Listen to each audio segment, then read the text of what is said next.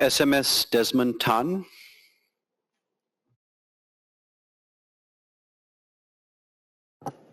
Mr. Deputy Speaker, I'll be speaking on two areas from President Diamond's address: supporting our seniors and artificial intelligence. In the past few months at NTUC, I have focused my work on these two areas. On supporting our senior workers, let me put a record. Big thanks to Brother Heng Chi Hao, who has been supporting and championing our senior workers for the last 2 decades on behalf of NTUC. And now that he's retired as the most senior LMP by age, or maybe not the most senior, maybe other than SecGen, I thought I should step in to continue the good work he has done by championing our senior workers for Singapore. Personally, I've also hit 2 senior milestones very recently. 1, becoming eligible to withdraw from my CPF, and 2, most proudly welcoming a new daughter-in-law into our family. More importantly, I've always cared deeply about our seniors. I have advocated for many senior residents in Pasir Ris, and now I feel very honored to have the chance to engage a wider and broader segment of senior workers. Listening to their stories, understanding their struggles, and also sharing in their aspirations inspire me to do more for them. On the AI front, I've spent the last year diving into this tech wonderland, taking mini courses, experimenting with the 10 over AI tools that I've downloaded on my mobile phone. My mission, to learn as fast as I can, to drive NTUC's digitalization efforts, and to support businesses' transformation. I've been visiting many tech companies and attending AI events, which felt like an intense skills future boot camp in the last couple of months. So initially, I planned to speak on these 2 topics separately. But as I reflected more deeply, it dawned on me, aging and AI should not be mutually exclusive or stand alone. In fact, they could form a powerful partnership. And that's the idea I want to explore with us here today. Singapore is being shaped by 2 major shifts. I refer to them as the 2 AIs. AI number 1, we are familiar, is artificial intelligence. And AI number 2, aging individuals. One generates rapid knowledge, the other brings accumulated wisdom. And as the saying goes, knowledge can inform us what is the quickest path up a mountain, but it is wisdom. Wisdom is knowing if the mountain is even worth climbing. AI number 1 gives us answer very quickly, but wisdom from AI number 2 helps us to ask the right questions. These 2 waves are rising quickly. We can either learn to ride them or risk being swept away. For many senior workers, let's face it, productivity slows, knowledge and technology kept on evolving, but AI can complement our senior workers by giving very updated information and analysis at lightning speed. On the other hand, AI may be game-changing, but we also know that it can hallucinate and lead to information overload. Our seniors with years of experience and wisdom can guide the use of AI. The real opportunity lies in bringing these 2 AIs together to redefine the future of Singapore's workforce as one that is smarter, more inclusive, and future-ready. So let's take a look at what are the challenges that our senior workers face today and what more can we do to support them. Thankfully, we are not starting from scratch. The tripartite partners have made good progress over the last few decades. We have raised CPF contribution rates and boosted retirement adequacy. We also raised retirement and re-employment age so that those who prefer and wish to work longer can do so. But as our workforce ages rapidly, we must do more. In our focus group discussions, some of the common issues raised included ageism in hiring practices and selection for training and promotion, affordability of medical costs, coupled with concerns over adequacy of existing medical subsidies, lack of flexible work arrangements to accommodate especially caregiving, heightened anxiety about job displacements by AI, and also offshoring, insufficient support for targeted placements and training.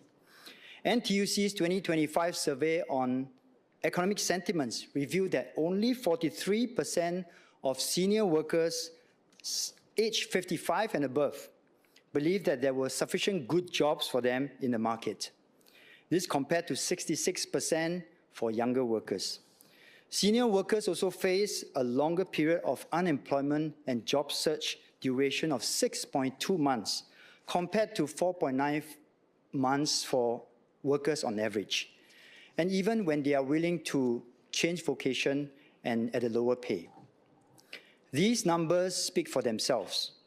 That's why in last year's budget speech, I urged employers to see mid-career workers beyond their age, to hire more of them, to pay them fairly based on their skills and experience, to give protected time for their training, and recognize their acquired skill sets. If left unaddressed, age-related bias could discourage labor force participation among senior workers, resulting in the loss of valuable experience in our workforce and institutional knowledge, and worsening Singapore's manpower challenges. Yet, amid these challenges lies a powerful opportunity. Aging should not be seen as a liability, but as a source of strength. Research, including findings from Harvard Health, shows that older workers often make more rational decisions and demonstrate better judgment. Employers must recognize that this kind of expertise accumulated from years of experience is essential for navigating uncertainty and making better business decisions. It is timely for us now to take a fresh look at how we can better support our senior workers. From our engagements broadly, there are three archetypes of senior workers who need further support. There are those who wish to extend their retirement age and to work for as long as they are healthy and possible. There are those who would like to slow down, maybe have some flexibility to contribute back meaningfully to the workplace and to society. There is also a group who finds it very difficult to re-enter the workforce when they lose their job, and they need targeted support.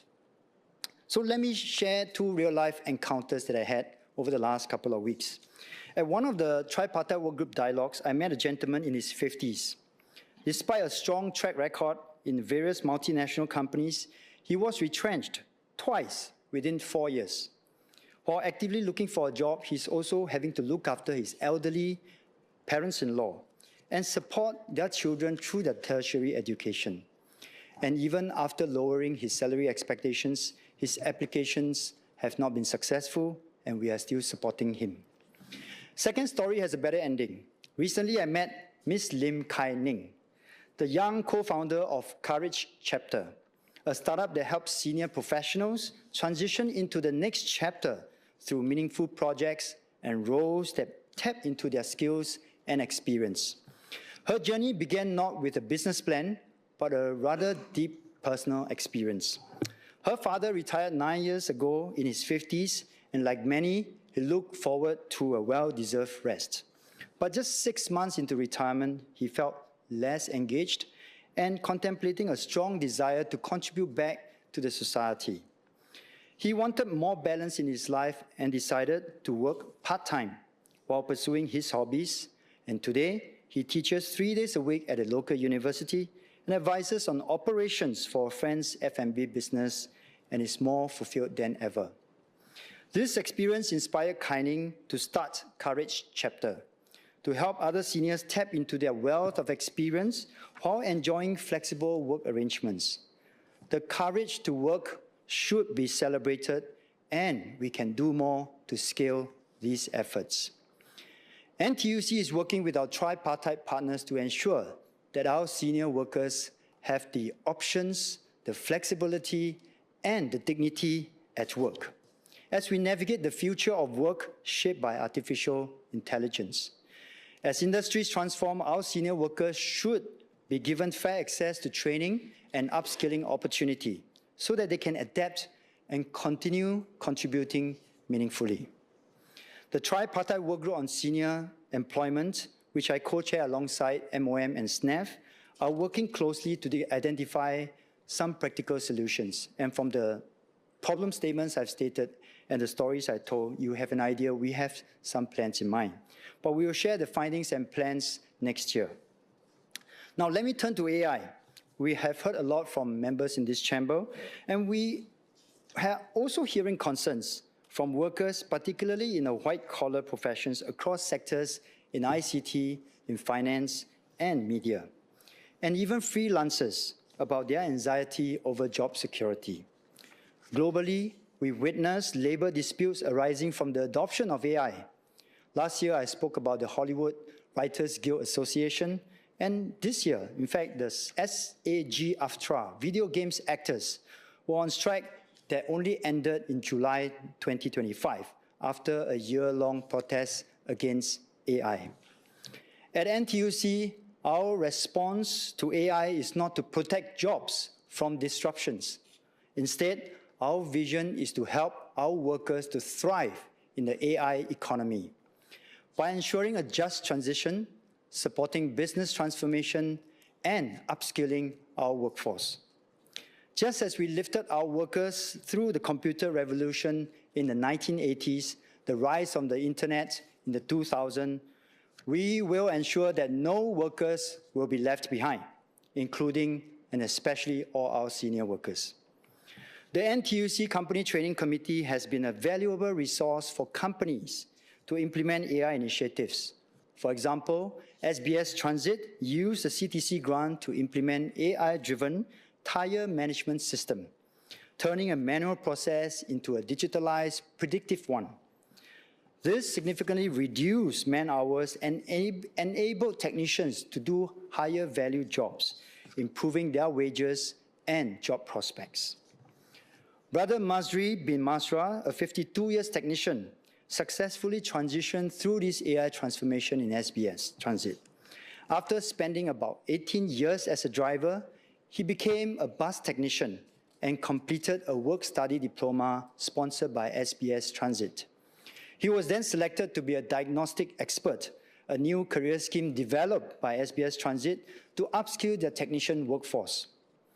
With structured training, he now uses AI-powered tools like the automated tire management system to boost productivity and sharpen his technical skills. His journey shows how older workers can thrive in a tech-enabled environment with the right support and opportunities. Let me cite another example within the NTUC family. At the Ong Teng Cheong Labour Leadership Institute, or OTCI, we are piloting an AI research assistant to streamline research and, in future, maybe even curriculum design. One affected key staff is Ms. Ng Yuan Juan, or we know her affectionately as Juan. With over 30 years of service in the labor movement, Juan is widely respected for her deep institutional knowledge and resourcefulness in extracting and presenting historical data. Even in her late 60s, instead of resisting the AI tool that might potentially replace her job, Juan continues to embrace lifelong learning and took the initiative to upskill herself with the latest tech skills. Working alongside younger teammates, Juan leveraged her experience to identify gaps, accuracy of AI results, and propose improvements to the system. Through her quiet resilience and collaborative spirit, she not only contributes valuable insights in the process, but also mentors and inspires her younger colleagues. Juan's story highlights how multi-generation collaboration efforts fuels innovation and stronger team outcomes. It is a reminder that experience, adaptability, and willingness to learn are strategic assets in building a future-ready workforce. Before I conclude, let me leave you with 3 calls to action. First, to employers, let's invest in older workers. Do not choose between AI and age. Choose both. Together, they can bring great value to your business.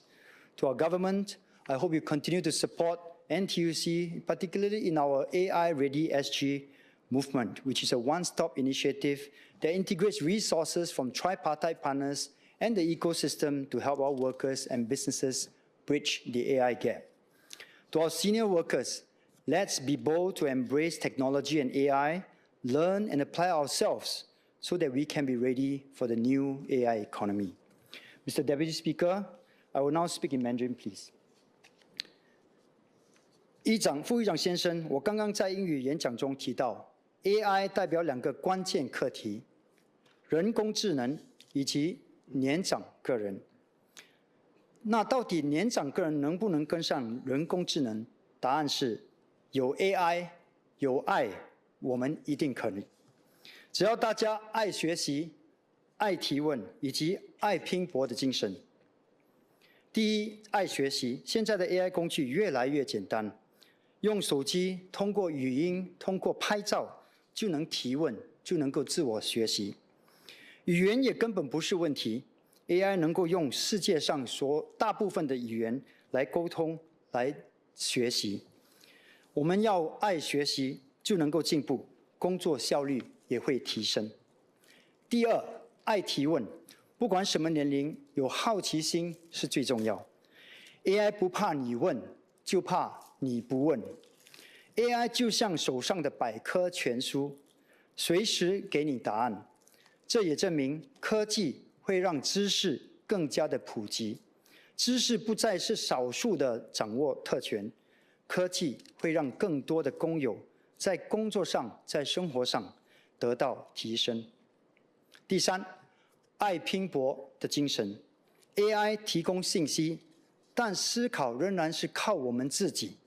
尤其是我们年长员工和有经验，他们的经验和他们的判断，创新不是奇迹，而是我们自我问我们自己，明天要怎么样做得更好的坚持。只要我们肯拼、肯想、肯做得更好，我相信我们就一定会在人工智能的经济中蓬勃发展。副议长先生，各位国会同僚，各位员工们 ，AI 不是年轻人的专利，它是我们每个人的工具。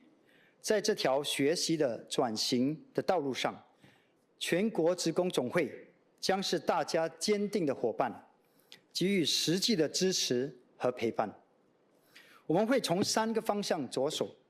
首先，确保所有工友有公平的转型机会。第二，为所有的工友提供所需的培训，掌握新技能。第三，支持企业进行转型，在人工智能方面特别转型，提升生意的竞争力。最后，让我们一起热爱 AI， 也敬爱年长的自己，因为有 AI， 有爱，就有未来。Let me end by sharing an article I came across in Forbes that got me thinking. It's titled, How GAI Could Give Us Back at least 40% of Our Time. The article went on to explain a growing reality that AI can increase productivity by automating administrative process, research, and even content creation. I can imagine the time saving, but I'm not so sure about the 40%, although I wish it is the case. The question for us to ponder is, if AI can give us X% of time, say 20 or 30 or 40, what will we do with it? Brother Arvin Tang from the Tech Talent Assembly also asked a similar question last week at the AWS Fireside Chat. You think about it, we could reinvest this time to grow our business, to work even harder, to pursue our career goals. Or we could spend time volunteering, doing something meaningful, serving our community. But deep down, I hope we, and especially our seniors, could live a more balanced life, cherishing time with family and friends, learning something new, pursuing our passions. This is the true purpose and promise of technology when paired with human intelligence. Not just doing more, but doing better together. Sir, I support the motion. Thank you. Mr. Vikram Nair.